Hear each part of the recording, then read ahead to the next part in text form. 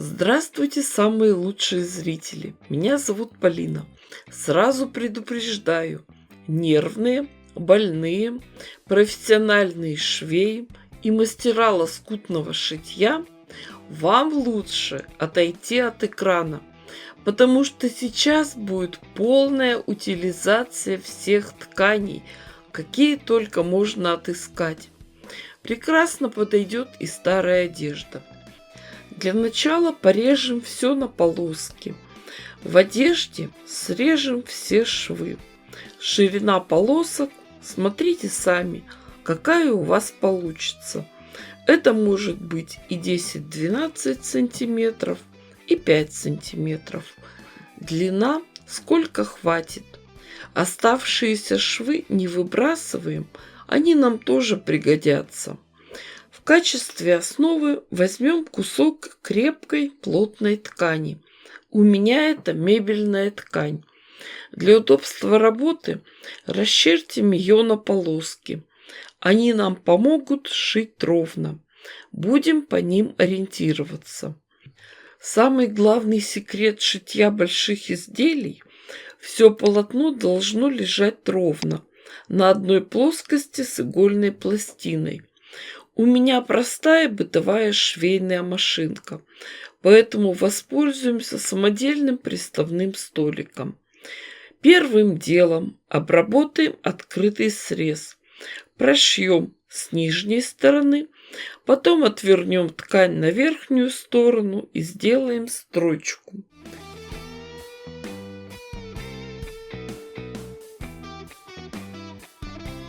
Дальше формируем складку.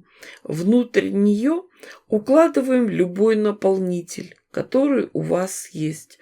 Можно вложить те самые отрезанные швы, полоски из тонкого мягкого трикотажа или обрезки синтепона. Смотрите и думайте сами. Если позволяет ширина цветной полоски, то формируем еще одну складочку. Сразу ее прошиваем.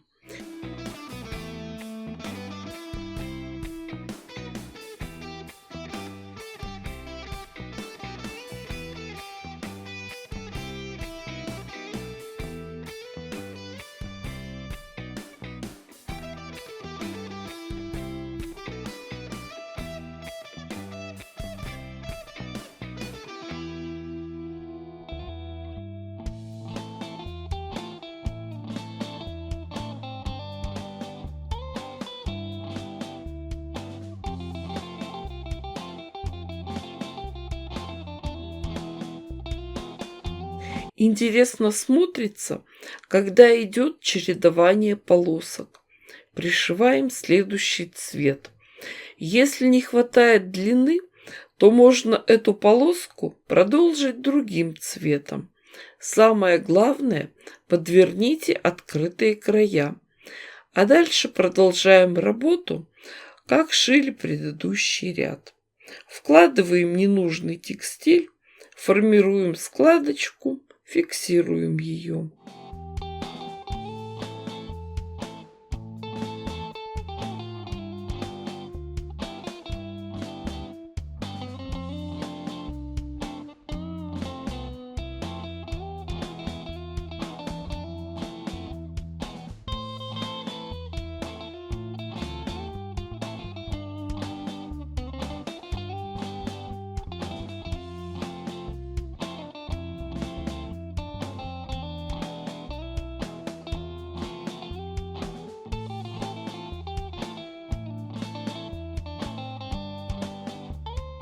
Так мы постепенно заполняем основу.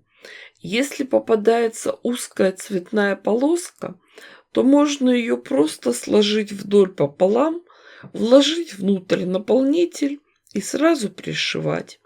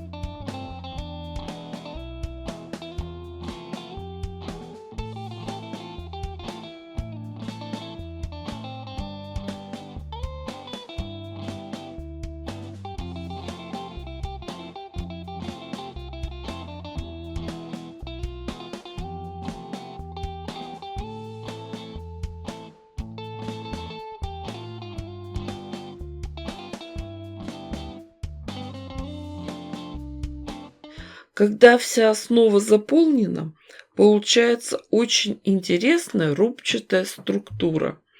На обратной стороне видны только следы швов. По линейке проверяем размеры и потом отрезаем лишнюю ткань. Получается очень толстый, плотный край. Самое удивительное, что моя швейная машинка все-таки смогла прошить такое количество тканей. Закрываем оставшиеся открытые срезы.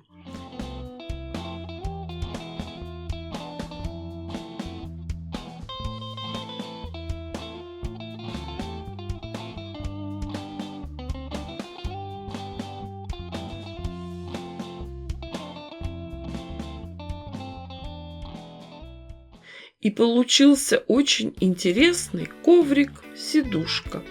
Размер 50 на 60 сантиметров.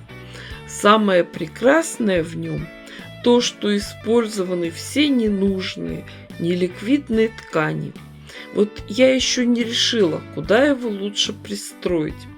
И в кресло хочу, и в машину нужен, на сиденье постелить, и в баню. В предбаннике на лавку кинуть. Вот вся в раздумьях. Кстати, вы знаете, что погода капризная только потому, что синоптики своими идиотскими прогнозами ей все нервы вымотали. Так что, девочки, дорогие мои, вы же понимаете, что я дала вам идею. Шейте, творите, вытворяйте. И пусть самой сложной проблемой в вашей жизни будет выбор места, куда постелить новый коврик. Ставьте классы, пишите комментарии. Обязательно поделитесь этим видео во всех соцсетях. С вами была Полина. Всем пока-пока и до скорых встреч!